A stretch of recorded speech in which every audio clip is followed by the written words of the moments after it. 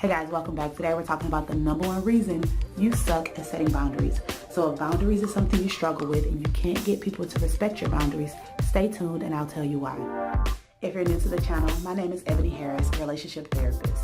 I speak on all things love, sex, and dating.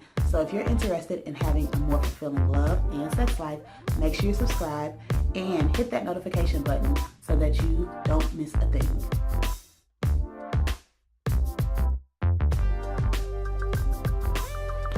So I'm not going to drag it out. I'm going to be very direct in why you struggle with having people respect your boundaries, why you struggle with setting boundaries. The number one reason is because you're not willing to walk away. Yeah, you're not willing to walk away from the person, the situation, the uncomfortableness, whatever it is. You are not willing to leave a situation that is overstepping your boundaries. Like I said in the videos about respecting boundaries, about setting boundaries, you have to be willing to walk away. That does not mean that you have to completely leave a situation. That does not mean you have to cut people off.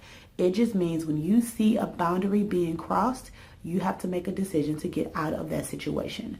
So whatever you're deciding your boundary is, you have to say, either this needs to happen within our relationship or I have to make some different choices. And those choices normally lead to walking away. You cannot set a true boundary if you're still willing to put up with the behavior. That is not a boundary. If you're flexible with your boundaries, that is not a boundary.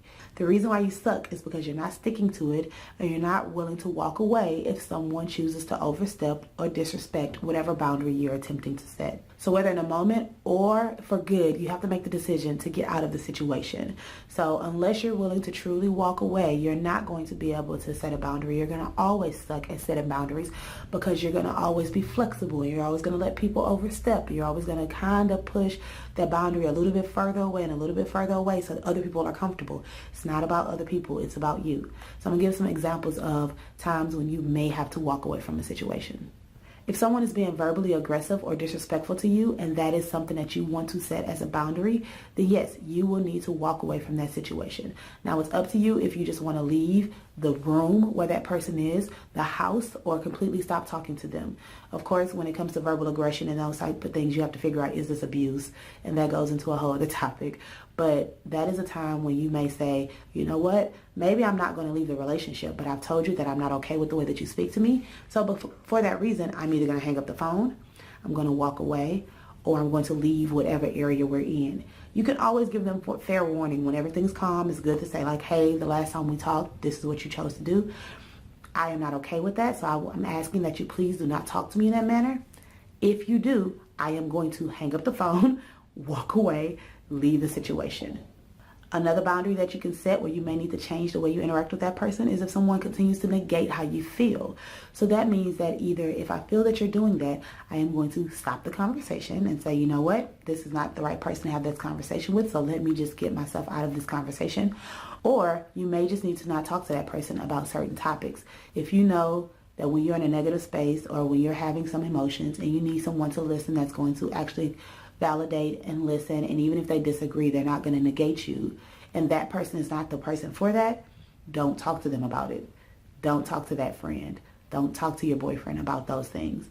Keep it to yourself, and that's another way of kind of walking away. You're setting a limit on the way that you interact with that person because you recognize that they're not able to have a conversation with you without negating how you feel. Another time you may want to walk away if you try to set a boundary. If you tell your partner, hey, you cheated on me, I'm not okay with this. I do not like that you cheat on me. If you do it again, I will leave. A lot of times we make idle threats. We say things that we don't really mean, and then we're confused about why people continue to act in that behavior. Until you're ready to truly walk away because of this behavior, until you're ready to truly set that boundary and be strict and consistent in that boundary, sometimes you just should not say anything. Sometimes you just should keep it to yourself, because what happens is you start making idle threats. You say over and over and over what you're going to do. You never do it. And so this person stops believing that you even know how to set boundaries, and they're definitely not going to believe that you're actually going to enforce it. So what you need to do to not suck at setting boundaries, be willing to walk away. That's it. Just know that this is something I'm not willing to deal with. And so whether I walk away in this moment or whether I walk away for good, this is how I reinforce my boundaries. So I hope that was helpful. Let me know in the comments below if this is a reason why you struggle with setting boundaries, or if there are other reasons why you have a hard time setting boundaries with the people in your life.